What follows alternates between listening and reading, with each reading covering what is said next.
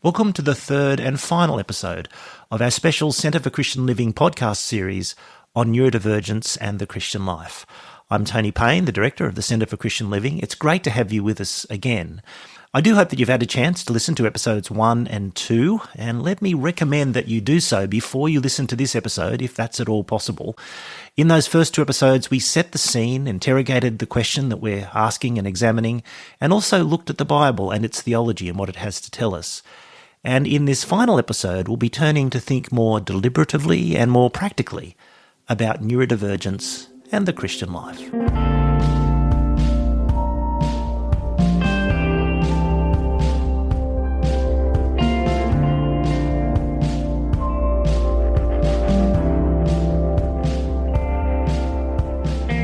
And so to part 3 of our 3-part series on neurodivergence and the Christian life. In case you haven't listened to episodes 1 and 2, or in case your memory needs a bit of a refreshing, here's a quick recap of the story so far.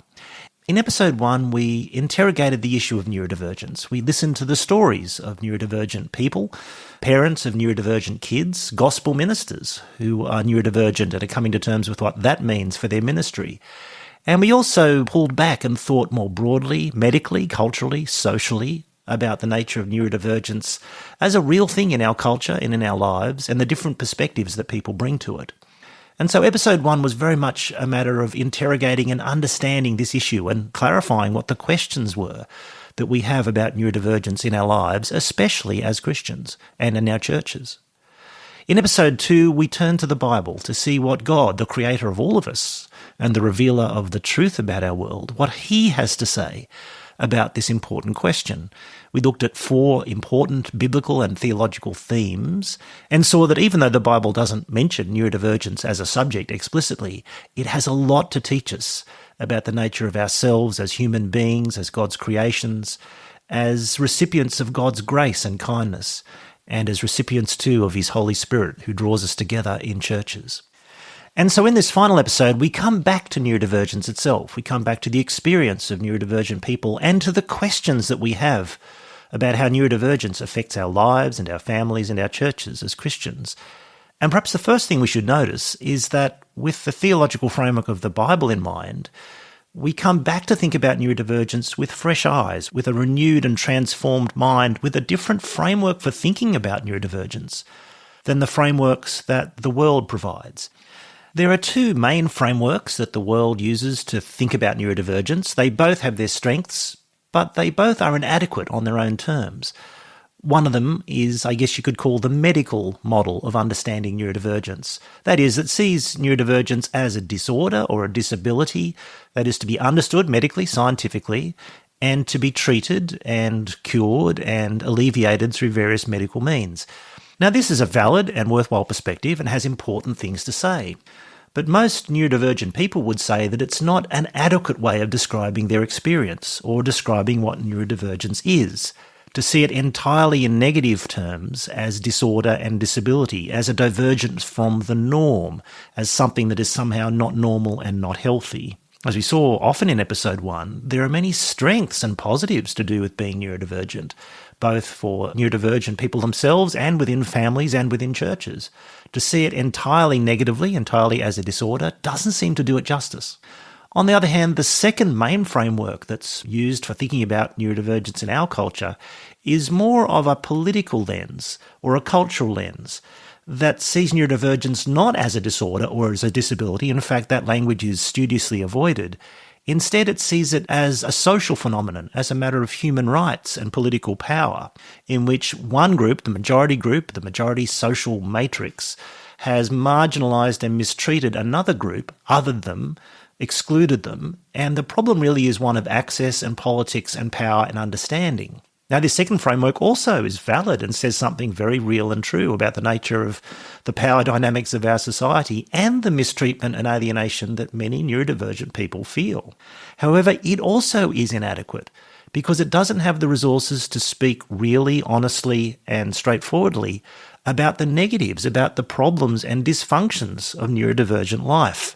There's almost an overly positive kind of euphemistic reframing of neurodivergence as not being in any sense disordered or dysfunctional, but simply as being different. The great thing about listening to what God says about us and our world is that it allows us to speak the truth about us and our world.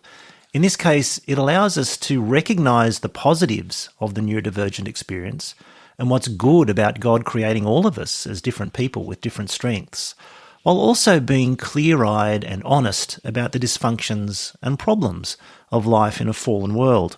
In episode 2, we heard the testimony of Laura about how Psalm 139 speaks to her of the goodness of herself and her own body as God's creation. One of my favorite Psalms, Psalm 139, verse 13-14, says, "For you formed my inward parts, you knitted me together in my mother's womb. I praise you, for I am fearfully and wonderfully made. Wonderful are your works, my soul knows it very well." And I just find that a great comfort that God created me intentionally and that He cares about every part. The Bible celebrates and praises God for the multifaceted diversity of His good creation, of all the different strengths and abilities and characteristics that He gives to each one of us. However, the Bible is also very clear-eyed and honest about what is fallen and dysfunctional and disordered in our world, including all of us, whether we are classed as neurotypical or neurodivergent. So neurotypical people have a great many strengths and abilities of an incredibly diverse nature, and also a great variety of dysfunctions and disorders and disabilities in their lives, brokenness in their lives of many different kinds. And so to say that neurodivergent people also have a great variety of strengths and abilities, and also their own particular dysfunctions and disorders, is simply to say that we're all subject to the judgment and effects of the fall and of the continuing effects of sin in the world. Christian theology gives us a framework to say both of these things honestly and with grace. And speaking of grace, that brings us to a second main way we can come back to neurodivergence with fresh eyes, with a transformed mind, because the gospel helps us to understand ourselves as recipients of grace. It reveals the truth about us, that we're all weak and dysfunctional, that we're all sinners, that we're all in need of redemption, and that in Christ we become a new person and a new people. And so my value and my worth is not tied up with what I can achieve or what I can do, nor is it diminished by what I can't do or can't achieve. But my value and worth, who I really am, is determined by the fact that God created me and loved me in His Son. And so whether we're neurotypical or neurodivergent, we're not constituted by our ability or our lack of abilities, but by the fact that we're a person loved and redeemed in Christ. In that sense, Christianity is not a system of merit, and it deeply and profoundly undercuts the meritocracy that dominates our world and that makes neurodivergent people often feel marginalised and alienated. The gospel, as it's understood and lived out, protects us from both sides of this trap. On the one hand, it prevents us from looking down on some neurodivergent people because they can do less than other people or have particular dysfunctions of their own. But it also prevents neurodivergent people from thinking that in order to be valuable and worthwhile, they have to have some kind of ability or superpower that is valued by other people. The gospel and the Holy Spirit lead me to a new life, a life in which I'm already loved and valuable beyond measure because of the love of Christ.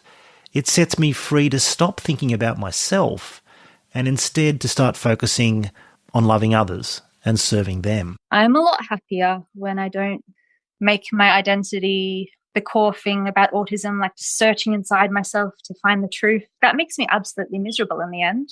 But when I'm like, God made me, my identity is that I'm His daughter, and He made me perfectly, and He knows me perfectly. And even if no one else gets me today, if everyone misunderstands everything I say, I'm still perfectly known and perfectly loved by Him. And I think that just gives me a comfort and a help with the loneliness. It's still quite hard feeling sometimes like other Christians don't quite understand, but we serve a God who does. That was Alex talking about the profound change in awareness that comes when the gospel of Jesus invades your life, when you realise that your old life is over and a new life has begun, a life that is hid with Christ in God, as Paul says in Colossians chapter 3. And this profound change of awareness is true for neurotypical and neurodivergent people in exactly the same way, and it leads in turn to a new life, a life in which we put to death the evil habits and behaviours of our old selves and put on a new way of living. In this sense, it's very important to say, as we think about neurodivergence and the Christian life and what it means practically, that practically it means a great deal the same for a neurotypical person and a neurodivergent person. For all of us, it's a life of thanksgiving and of praise, a life of faith and love and hope, a life of transformation in our thinking and in our loves and in our actions. But there is a particular aspect of the Christian life that neurodivergent people often find particularly challenging. What are we to do and what are we to think when some aspect of our neurodivergence, some consequence of the particular way our brain is wired, seems to make the Christian life very difficult, seems to sabotage us? For example, one of the fruits of the Spirit is self-control. What do we do when our whole body seems to prevent us being self-controlled? When we have a meltdown or an implosion or an explosion in which we don't seem to have any control over ourselves whatsoever, and during which we often say or do things that we profoundly regret later on? In one of my conversations with Kate Morris, she gave this example of a Christian friend of hers who deals with these issues in this way. I asked one lady she works in ministry, she's autistic, she's also ADHD, she experiences meltdowns. I asked her to explain to me what she sees is the relationship between sin and what's going on in her body. And she said to me that she kind of asked the question, is it that because you understand that my body has experienced such pressure from being at church or something that it's melting down, and therefore I'm absolved from all responsibility? And she said, that's not really how we approach things. She suggested that we live in a broken world with broken bodies, with wayward hearts inclined to sin, and we're going to sin.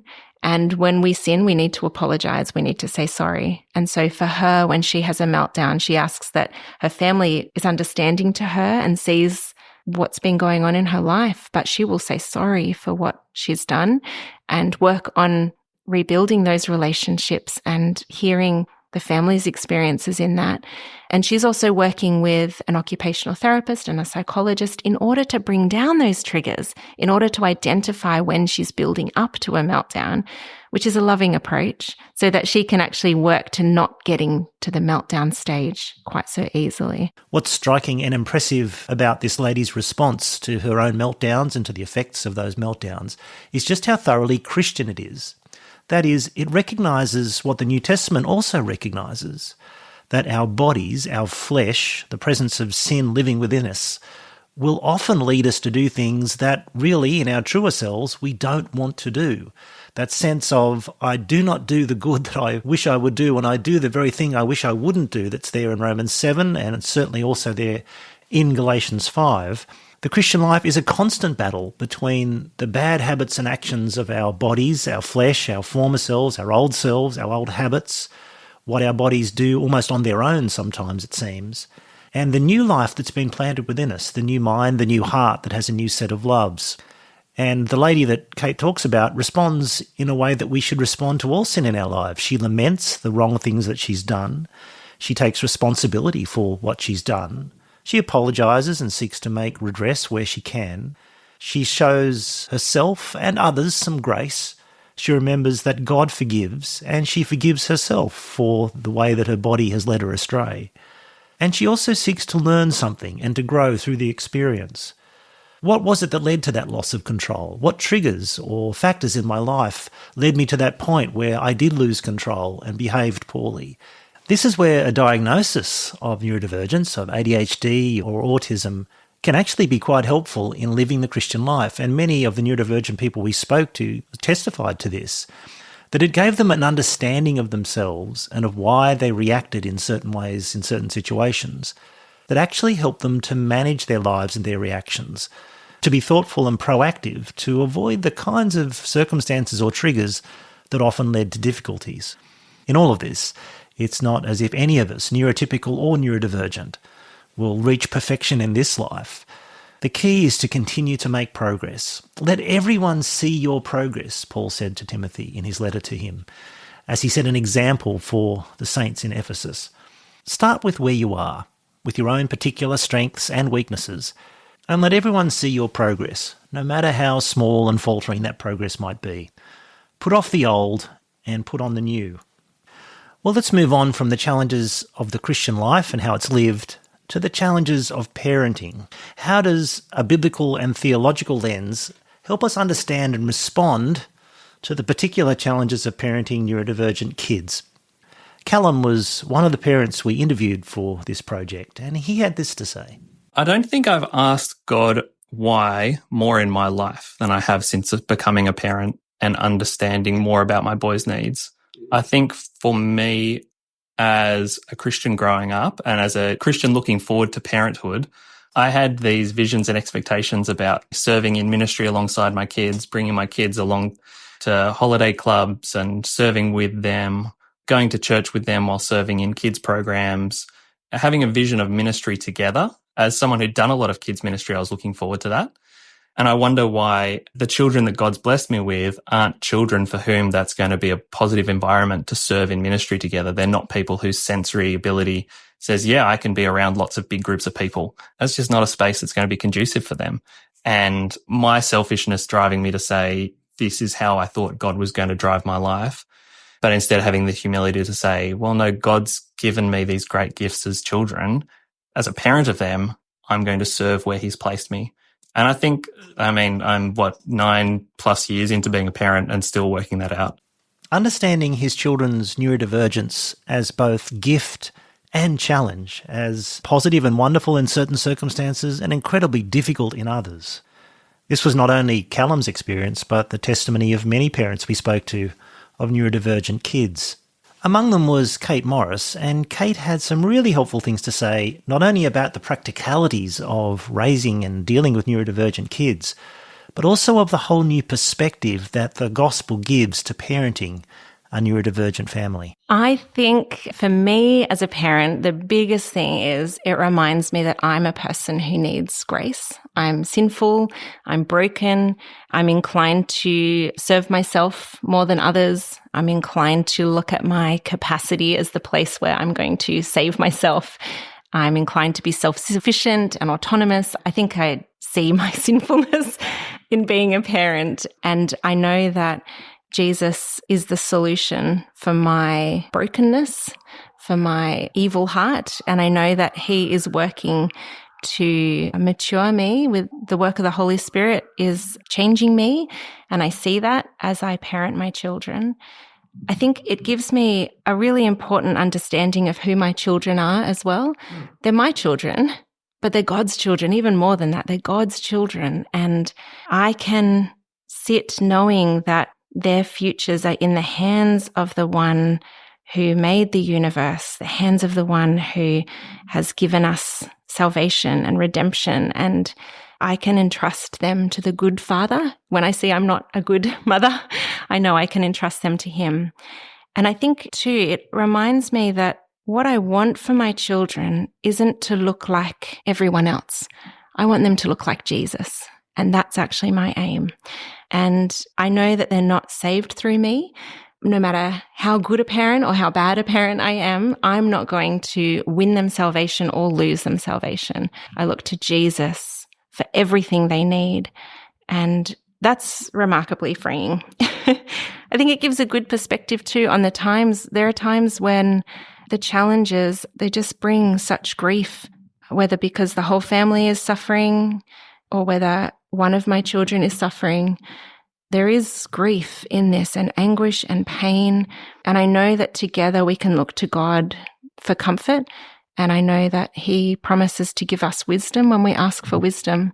And so even in those times of great difficulty, I know that we're safe and I know that we're not falling outside of God's plan, even in those times. The gospel of grace does give us a new perspective on everything in life, including raising our kids and raising neurodivergent kids. But it's not just a new perspective. There are still practical challenges, the challenges of disciplining and raising these particular kids with their particular strengths and weaknesses.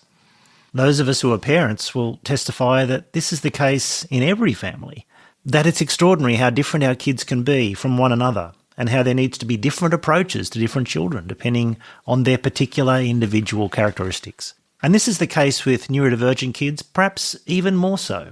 Here's Kate again reflecting on the complications of disciplining neurodivergent children. It is complicated because with children who are neurodivergent, a lot of them will experience complications and triggers and difficulties, particularly outside the home, but also in the home, that will mean that they have a pressure build-up that can be quite complicated. So I think one of the most challenging aspects of parenting a neurodivergent child is if they experience meltdowns or shutdowns. Particularly meltdowns can be complex. So meltdowns, unfortunately, we use that term interchangeably with tantrums, and it's not a tantrum. A tantrum is where a child wants a cookie and you can end the tantrum by giving them a cookie. They want something. If they don't get it, then they will kick and scream. A meltdown is quite different, actually. We understand now that a meltdown is a brain explosion. It's closer to a dam break. It's closer to a nuclear meltdown or something like that. It's something where the pressure has built to the point that they can no longer hold it in. So a lot of parents will notice these meltdowns happen in the car as they're heading home from something where the child has held it in, or when they get home. And it's really hard because this is the moment where a family would love to just relax together. But for some people, relaxing means releasing a lot of tension and build up. So I think there are some stages of our approach to meltdowns. And the end point, the last stage, is actually where the discipline happens, I think. But I'm interested to hear what other parents say on this as well. So there are 3 stages of a meltdown, but I'm adding a 4th onto the end. The first stage is where the pressure has been building, and you can often see in your child, or perhaps they can identify in themselves, that they have experienced so many triggers that the pressure is building. So for some children or adults, it will come across as sweating, heart palpitations, jitteriness, perhaps an inability to sit still. They might rock back and forwards. They might lie on the ground and cover their ears and their eyes. And if you can notice, as a parent, if we can notice these things in our child and identify some ways to comfort them, then sometimes you can actually release the pressure without a meltdown. And so a loving thing to do as a parent is actually to be on the lookout for these and to be on the lookout for ways to help them. And so that can be a cooperative approach with your child at times where they're not experiencing this pressure buildup. What would you like me to do when you're experiencing that? How can I identify that in you? How can you communicate to me that you're experiencing that? There can be things that will calm them down using the various senses that parents can figure out with their child.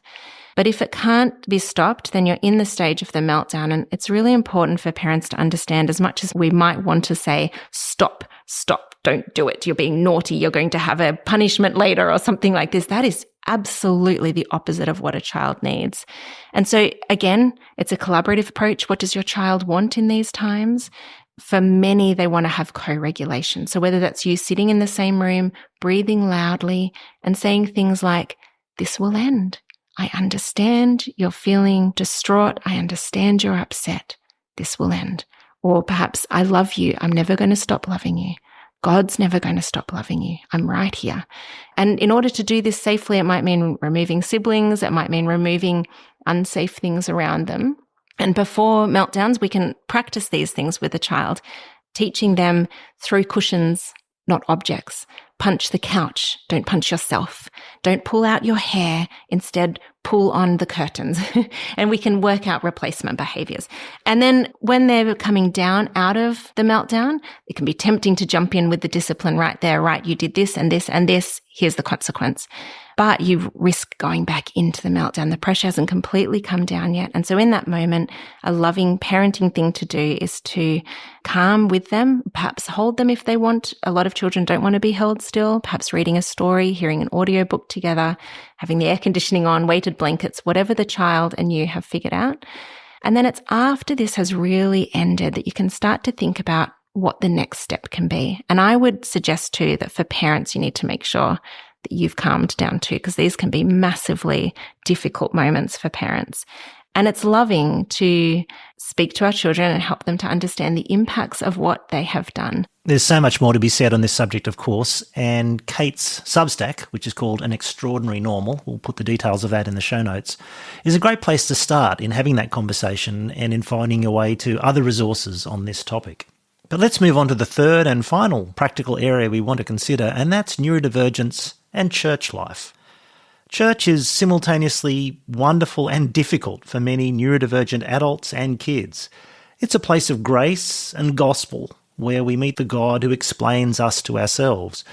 But churches can also be very unwelcoming places, unfortunately, for neurodivergent adults and kids, often without meaning to or realising it. The lights, the sounds, the sheer number of people, the constant chatter, having to relate to lots of different people, one after the other. Church can be a really challenging environment for neurodivergent adults and kids. And what is most often needed is simply some understanding. Here's Alex's experience. Yeah, actually recently, I went to a doctor's appointment and I was like, oh, sorry, I'm not in a headspace where I can process eye contact right now. Do you mind if I just keep my sunnies on? And he's like, oh, no worries at all. Do you want me to dim the lights? And he just dimmed the lights slightly. And that experience of that doctor's appointment was the best doctor's appointment I've ever had in my life. And the thing that he did was so small, but the amount of difference it made was crazy. And even the other day in my Bible study, I was saying to the girls in my Bible study, what do you think I should do on a day where I just want to rock backwards and forwards? My brain can't process something to the level, but the amount that I need to stim to be able to process the environment around me is really intense. And they're like, no, still come to church, but maybe just sit in the foyer where you can still hear the message. But they're encouraging me, it is okay to do something that will probably, other people might not understand it at first because they don't see me do that, because I wait until I get home and then I do that. And by that point, I'm so overloaded that I feel awful and horrible. Whereas last week, I did that. I just rocked backwards and forwards the whole time. And at the end of doing that, afterwards, I was in a point where my brain, for once after church, I could actually process conversations we were having properly. I took off my glasses. I had really encouraging conversations and I went home and felt good for once. And usually my experience of church is by that point, I feel really, really awful. And it's not because anything has gone wrong. It's because my brain gets to a point where there's so much stimulation that I can't process it.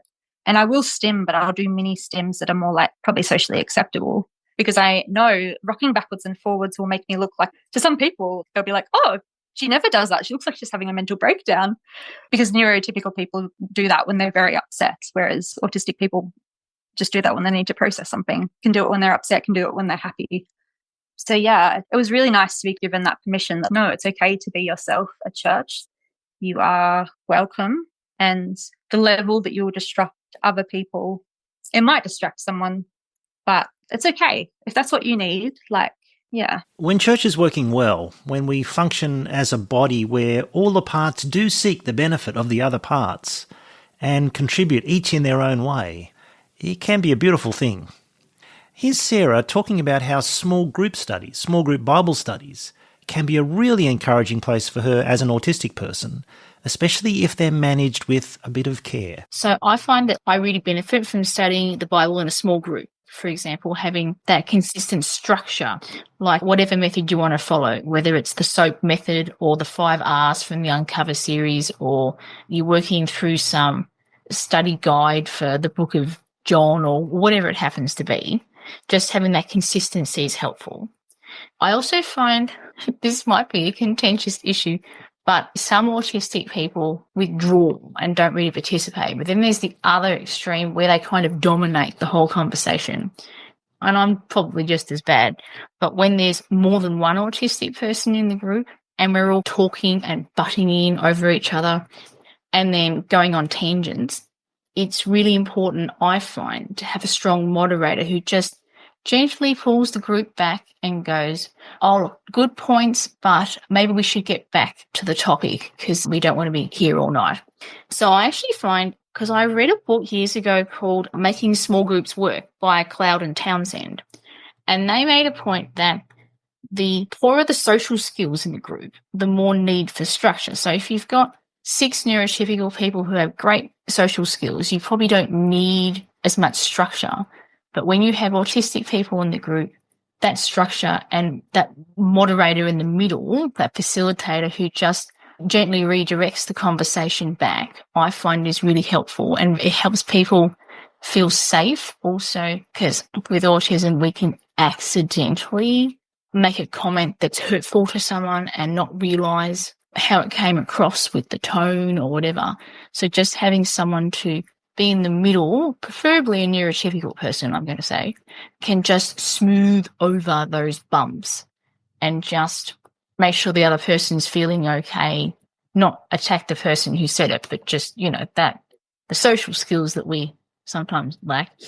So, I find that's helpful. So you might be a church pastor or a church member, and you're thinking at this point, well, yes, this all sounds great. We do need to address this question. This is something we haven't thought about nearly enough. What can we do? Where should we start? What sort of action plan should we put in place? In one of the conversations I had with Kate Morris, I asked her almost exactly this question as someone who's navigated this in a number of contexts.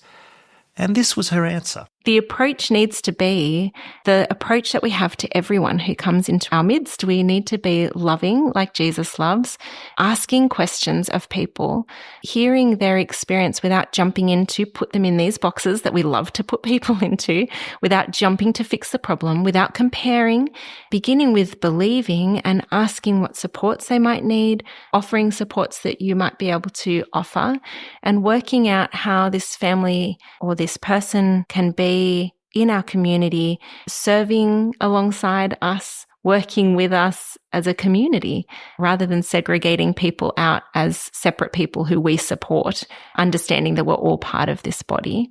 I think some practical things on the ground. I think most churches would love to have a checklist where I write down 50 things, and as long as they can tick off these 50 things, then they know they've got a church that's going to welcome neurodivergent people, and we're done. And isn't it wonderful that we don't have that checklist? Because if we did, I might put something on that like most neurodivergent people with sensory sensitivities find fluorescent lights very overstimulating and for some actually painful. So therefore, change your lights to LEDs. Churches can do that. They can tick that off. And then they think, well, I'm done on lighting. But for another person, those lights are bright, or the LED has a particular flick to it that they can't stand, or how come lights are on everywhere and there's no dark place for me? And so we don't want a tick or cross thing. It has to be that we approach this with understanding. And I think a way to do that is for all of us to commit to learning what we can in this area so that we can ask things. How's the lighting for you? And not be surprised when someone says, did you notice that in the kids' church room, you can hear the electricity in the walls? Oh, can you? Great. Well, let's work out what we're going to do about that. I think it's hard too when there will be families who know that they need support, know that church is really hard and overstimulating, and don't necessarily know what to ask for. And that's where, if we've got some experience in this, if we've got some understanding in this, we might be able to gently begin, well, shall we try this? Shall we try that? For some families, this works. I think the underlying principle of being curious, I think that's important, but I think also being prepared to be flexible on things that we might hold so dear to us. We have a lot of things in our church culture here in Australia that we think is natural or that is biblical, and it's not necessarily natural or biblical. We can actually let them go. Can someone enter from a side door and not say hello to anyone and sit down? Would we allow that? Can we be flexible enough for that? We like our churches to fill from the front. Would we be flexible enough for a family or a person to sit in the exact same seat every single week, so that they don't have to reprocess angles and lighting and so on? Would we be flexible enough to take one of our rooms in our church building and use it as a sensory space that can be quiet if someone needs to recover? Can we be flexible with our kids' church programs in order to allow a child to spend some time in a tent or on a rug or something? Will we put people in front of programs and in front of places? And I think if we have these sort of underlying our approach to people, I think it will help in welcoming families into our church and helping them to know that they belong and to feel supported.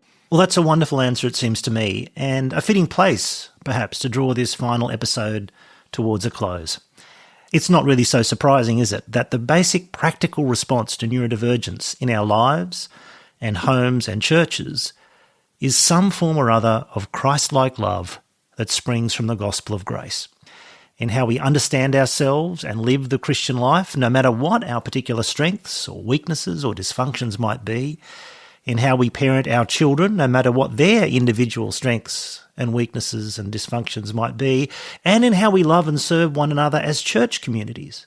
At each point, our practical response is founded on the central truths of the gospel, that each of us are God's good, though tragically fallen and rebellious creatures, that in the gospel of Christ we're all saved from the judgment of God, saved in the same way by his merit and his saving death, not anything we do or anything we contribute. And that the new life we live in Christ is a life of faith being active in love, of thinking about others rather than ourselves, in putting to death the lingering bad behaviour of our old lives, and of loving and welcoming others with all their different needs and contributions in our fellowship. There's so much more we could say, of course, about this subject, but our hope in this podcast series has been to open up the issue of neurodivergence within the Christian community and in the Christian life, not to provide the final word. To continue that conversation, we'd love you to get in touch with us and ask your questions and make your comments on this podcast series, and I'll tell you how to do that in just a moment. But we'd also love you to seek out good resources and conversations and continue the thought process yourselves in various ways, and we'll put some suggested resources and next steps in our show notes. But perhaps it's appropriate if we give the final word in this episode, in this series, to one of the neurodivergent people we spoke to Peter. What we want to do is have other Christians to recognise that we are made slightly different, even though they can't physically see it, that mentally inside us we are different, our brains are wired differently, and even though we have weaknesses in how we communicate and how we act towards people, we also have enormous strengths. And so try and embrace us not only for our weaknesses but also for our strengths. And I think that's something that Christians should do. And as somebody with Asperger's and as a Christian, it's something I ask other Christians to do, and it's something that I do on a regular basis.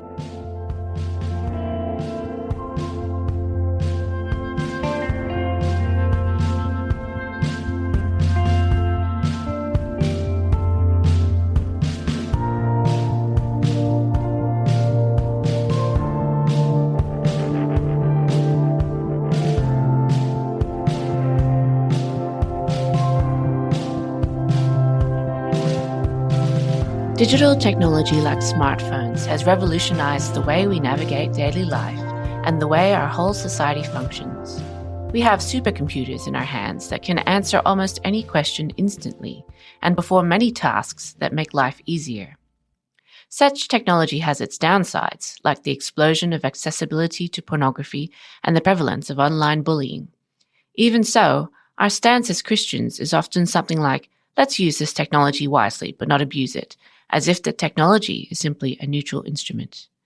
But the good things of our world, like technology or money, can become much more than this. They can become master teachers that dominate and disciple us.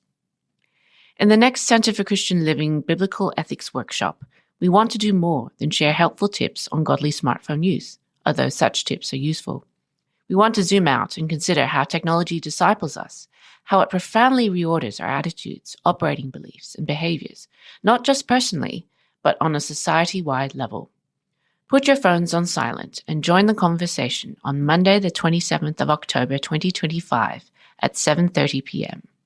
You can register and find out more on the Centre for Christian Living website, ccl.more.edu.au. That's ccl.more.edu.au.